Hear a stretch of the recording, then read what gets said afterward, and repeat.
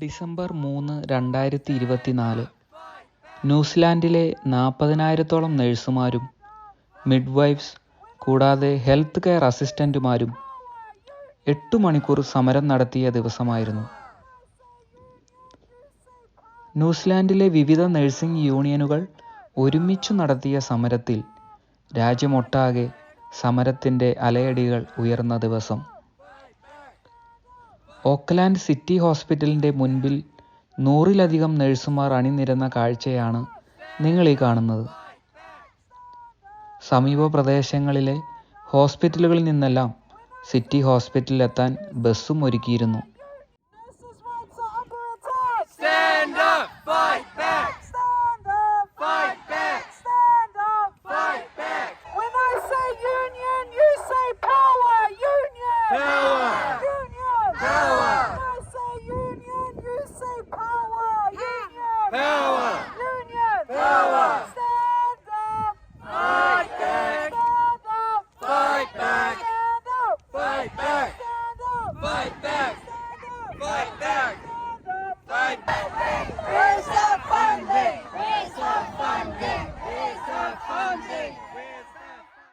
പുതിയ ഗവൺമെൻറ്റിൻ്റെ സാമ്പത്തിക നയം കാരണം രാജ്യത്തെ ഓരോ ഹോസ്പിറ്റലുകളിലും 100 കണക്കിന് നഴ്സുമാരുടെ ക്ഷാമം ഉണ്ടായിട്ടും ആരെയും പുതിയതായി എടുക്കുന്നില്ല.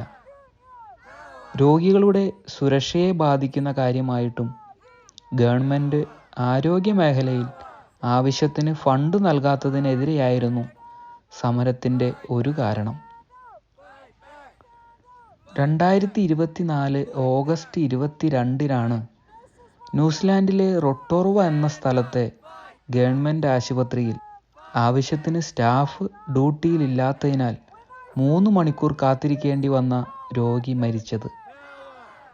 ഈ സംഭവം നടക്കുന്നതിന് ഏതാനും മാസങ്ങൾക്ക് മുമ്പാണ് വൈക്കാട്ടോ ഡിസ്ട്രിക്ട് ഹെൽത്ത് ബോർഡിൻ്റെ അണ്ടറിലുള്ള ഒരു ഹോസ്പിറ്റലിൽ ഇതേ കാരണത്താൽ ഒരു രോഗി മരിച്ചത്. ന്യായമായ ശമ്പളം എന്നതായിരുന്നു സമരത്തിൻ്റെ മറ്റൊരാവശ്യം.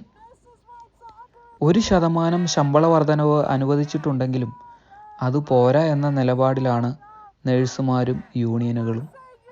വർദ്ധിച്ചു വരുന്ന ജീവിത ചെലവും ഇതിനൊരു കാരണമാണ്. ഡിമാൻഡുകൾ അംഗീകരിക്കും വരെ ഇനിയും സമരങ്ങൾ നടത്താനാണ് യൂണിയൻ തീരുമാനം.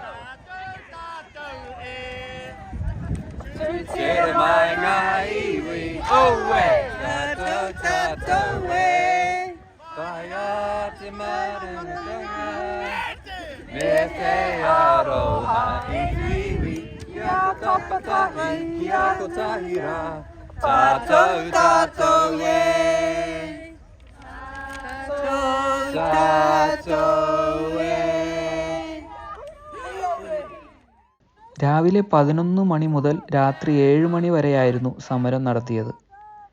ഈ മണിക്കൂറുകളിൽ ഹോസ്പിറ്റലുകളിൽ ഉണ്ടായിരുന്ന രോഗികൾക്ക് ലൈഫ് സേവിംഗ് കെയേഴ്സ് മാത്രമാണ് നഴ്സുമാർ നൽകിയത്. കൃത്യസമയത്ത് മരുന്നുകൾ നൽകുക എന്നല്ലാതെ യാതൊരു വിധത്തിലുള്ള പേഴ്സണൽ കെയേഴ്സും നൽകേണ്ടതില്ല എന്നായിരുന്നു യൂണിയൻ തീരുമാനം. നിശ്ചിത സ്റ്റാഫ് മാത്രമേ ഓരോ ഡിപ്പാർട്ട്മെൻറ്റിലും ഉണ്ടായിരുന്നുള്ളൂ.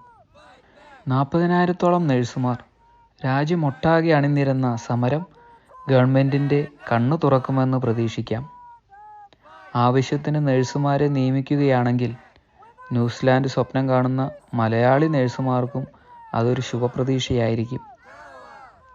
ന്യൂസിലാൻഡിലെ നഴ്സിംഗ് മേഖലകളിലെ വിശേഷങ്ങൾക്കായി ചാനൽ സബ്സ്ക്രൈബ് ചെയ്യാനും മറക്കരുത് കേട്ടോ. Thank you for watching.